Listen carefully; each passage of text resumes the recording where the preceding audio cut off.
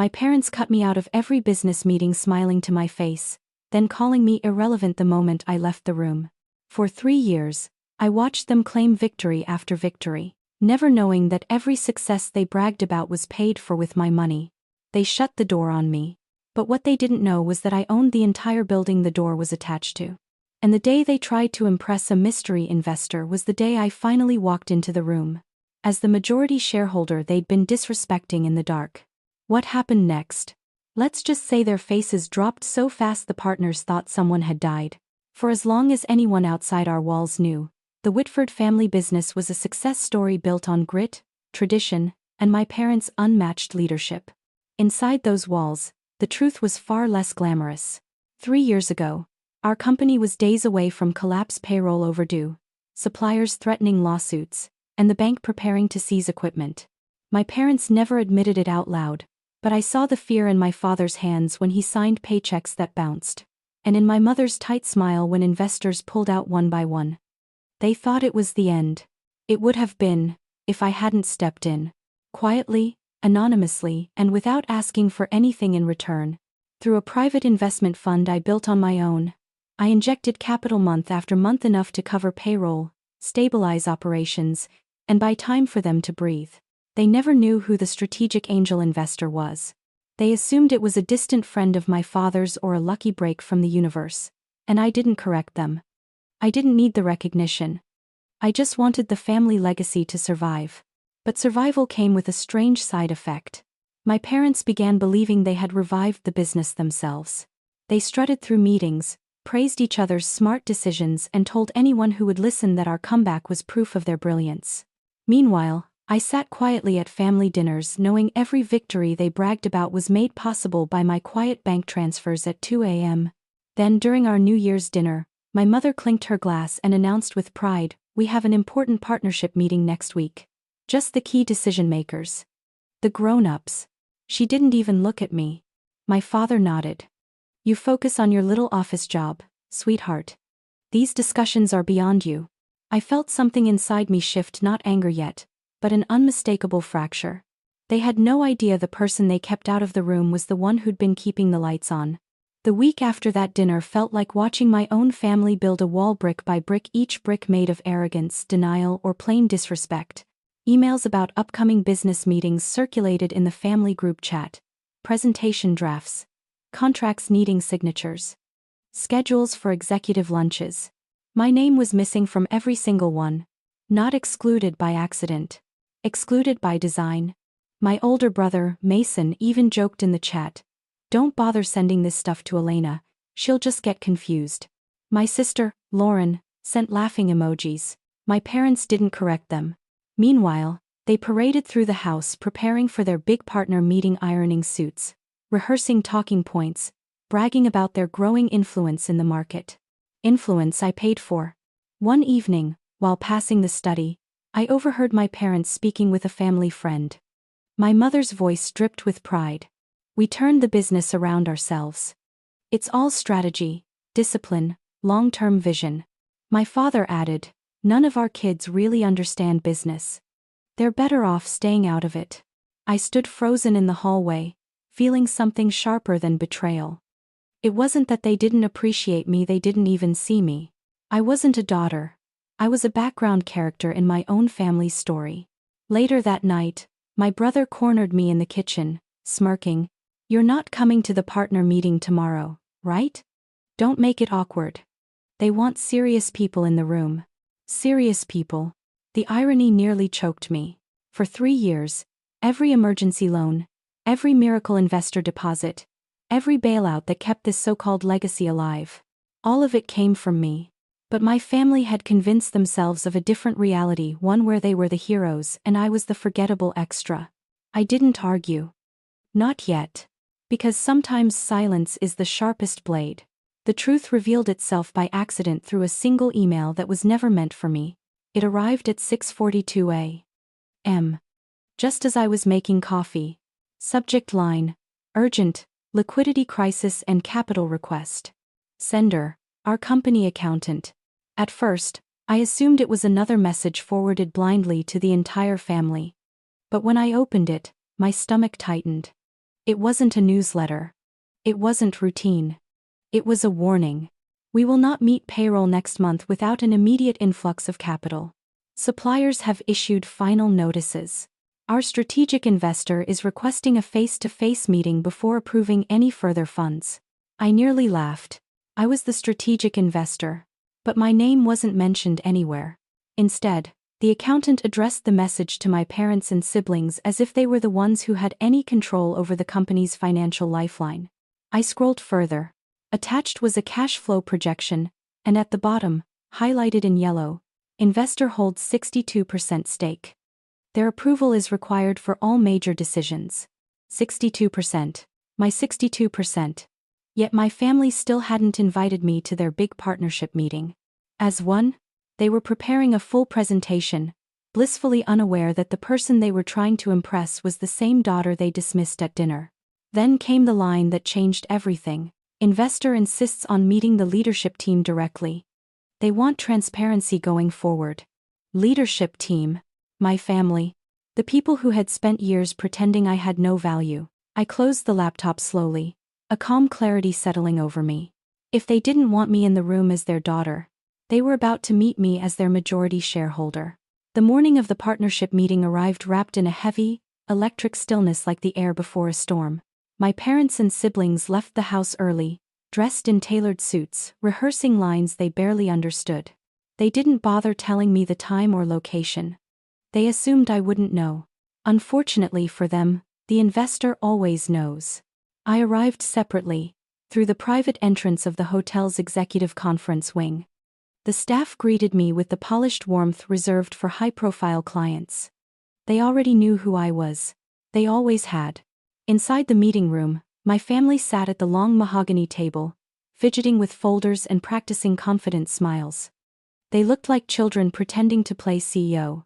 A company liaison stepped forward. "Thank you all for coming. We'll begin as soon as the majority investor arrives." My brother raised a hand. "And when exactly will he get here?" The liaison blinked. "She is expected shortly." Confusion rippled across their faces. Before they could question it, the double doors opened. Every executive in the room stood. My parents turned and froze completely when they saw me walking in, calm and collected, portfolio in hand. My mother's lips parted, soundless. My father's posture crumpled. My siblings looked like they'd seen a ghost. The liaison announced with impeccable formality. "Ladies and gentlemen, this is Miss Elena Hartwell, majority shareholder and lead strategic investor." Silence cracked over the room like glass. I took my seat at the head of the table, the seat they believed belonged to someone else, someone important, someone worth respecting. The irony was almost poetic. My father managed to whisper, "Elena, what are you doing here?" I folded my hands, steady and sure. "I'm here," I said, "because this company cannot move forward until its leadership starts speaking to the right people." Across from me, their confidence evaporated. For the first time in years, my family finally saw me. The moment I sat down, the temperature in the room shifted. My family had walked in believing they were the decision makers. Now they sat stiff and silent, unsure whether to speak or remain invisible. My mother was the first to recover barely. "Elena, this is inappropriate," she said, forcing a shaky smile. "These meetings are for people who understand the business." The irony almost made me laugh. I slid a folder toward the center of the table. "Then you should be relieved. I understand it better than anyone here." My father bristled. "You're embarrassing us. Whatever you think you're doing." I cut him off with a calmness that felt sharper than anger. "I'm showing you the truth." Inside the folder were 3 years of capital injections, every transfer, every bailout, every emergency fund that had kept this company alive. All signed by me under the investor alias they never bothered to research. My brother snatched a document, eyes narrowing as he read. This can't be real." The accountant appeared on the conference screen. "It's very real. Miss Hartwell has been our primary financial lifeline. Without her, the company would have folded multiple times." Murmurs spread among the partners. Their attention shifted entirely to me, their tones suddenly respectful, eager, even relieved. My sister's voice cracked. "You went behind our backs." "No," I said. "I stepped in when you couldn't." I hid my identity to protect your pride, but you turned that silence into permission to shut me out. It's maddening. My father sank into his chair, pale. My mother looked like she was trying to piece together a puzzle where half the pieces had always been missing. This meeting, I said, will continue. But not with the version of reality you've been clinging to. And for the first time, no one dared argue. The partners waited quietly, their pens poised, their eyes fixed on me. My family, meanwhile, looked like they were sitting at the edge of a cliff they never knew existed. It was time to show them just how far the drop really was. I opened a second folder, thicker, heavier, far more devastating. These, I said, sliding the documents forward, are the updated ownership records filed with the state last quarter. My father reached for the top page with trembling fingers. His eyes scanned the text, and I watched the exact moment the reality hit him. 62, he whispered. You own 62% of the company. It's not one. The room was silent except for the faint hum of the projector. My mother snatched the papers from him, flipping through them as if a different number might magically appear. That's impossible, she stammered. We never. How could? You signed the restructuring forms yourselves, I said evenly. Every time you requested emergency funding, your shares diluted. You assumed the investor was some faceless entity. You never once asked who you were giving control to. Is this made care? My brother surged forward, red-faced. You tricked us. No, I replied. I saved you. And you were so eager to pretend you were still in charge that you never bothered to understand the terms. One of the partners cleared his throat. For what it's worth, Miss Hartwell's financial leadership is the only reason this company is even in a position to expand. Respect radiated toward me from every corner of the room except from the people who shared my blood. I continued, my voice steady. Effective immediately, we're restructuring. Roles will be reassigned based on merit, not seniority or family title. The days of decisions being made through ego and nostalgia are over. My sister's eyes widened. You're firing us? I'm removing incompetence, I corrected. If you want a place here, you'll have to earn it like everyone else. My mother reached across the table, her voice cracking. Elena, please. We didn't know. If we had. But you didn't want to know, I said quietly. You preferred the illusion that you built all of this without help. Their faces crumbled, and finally they saw the truth. The daughter they dismissed was the only reason their empire still existed. For several long seconds, no one moved. The partners watched in stunned silence while my family struggled to process the collapse of the narrative they had lived in for years. My father was the first to break. He leaned forward, elbows on the table, head in his hands, a position I had never seen from the man who once ruled this company like a kingdom. Elena. We never meant to shut you out, he murmured, voice thick. We thought you were happy staying in your own lane. My mother reached for me again, her composure gone. If we'd known how much you were doing behind the scenes, we would have included you, protected you, appreciated you. I held her gaze. You didn't need to know the details to treat me with respect. You didn't need my resume to stop dismissing me. My sister wiped her eyes angrily, refusing to look at me directly. So what now? Are we just nothing to this company? You made yourselves nothing, I replied gently. You shut me out long before I ever stepped into this room. My brother exhaled shakily. Is there anything we can say that would change this? I shook my head. This isn't about revenge. It's about responsibility. I won't let sentiment run a business that almost died from pride. Their regret settled over the table like cold ash, too late, too heavy, impossible to reverse. I stood gathering my documents. You may not have valued me as your daughter, I said quietly, but you will respect me as the majority owner. The partners rose with me. My family remained seated, smaller, quieter, humbled. For the first time, the power balance had truly shifted. In the weeks that followed, the company transformed quietly, steadily, unmistakably. And so did I. My first act as majority owner was restructuring the leadership team.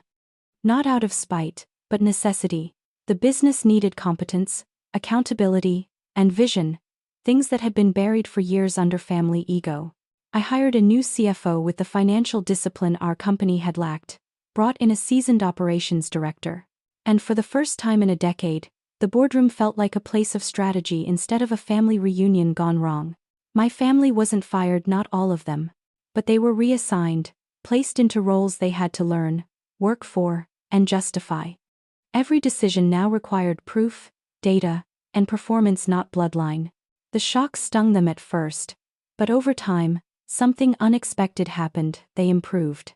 Humility, it turned out, was a better teacher than pride had ever been. As for me, I finally stepped into the light of the role I'd been quietly supporting for years. Meetings that once shut me out now centered around my voice. Partners who had only spoken to me through aliases now shook my hand with respect. And my company grew stronger each day. At home, things changed too. My parents approached me gently, awkwardly, as though learning how to speak a language they should have known all along. One evening, when the office had finally gone quiet, my mother stopped by my new corner suite. She didn't bring excuses or explanations, just a simple, quiet truth. "We're proud of you, Elena," she said. "We should have said it years ago." Maybe it wasn't forgiveness. Not yet. But it was a beginning. Standing at the window, overlooking the city lights, I felt something settle inside me, not triumph, not revenge. Something steadier. Self-respect. For the first time, I wasn't the hidden investor, the overlooked daughter, or the quiet savior. I was exactly who I had always been. The woman who rebuilt everything they almost lost. And now, finally, I wasn't doing it in the dark. If you followed my story this far, I truly want to hear from you. Tell me, did I make the right decision by finally standing up for myself? For years I stayed silent to protect my family's pride, even when it cost me my own. And if there's one lesson I hope you take with you, it's this: your value doesn't disappear just because someone refuses to see it. Sometimes the bravest thing you can do is step into the role you were meant to play, even if others try to keep you small. If my story resonated with you, leave a comment below. Share your thoughts, your support, or even your own experience with being underestimated. I read everything. I have read everything how. I read everything how it of is how. And please don't forget to like this video, subscribe to the channel, and turn on notifications. Your support helps stories like mine reach the people who need them most.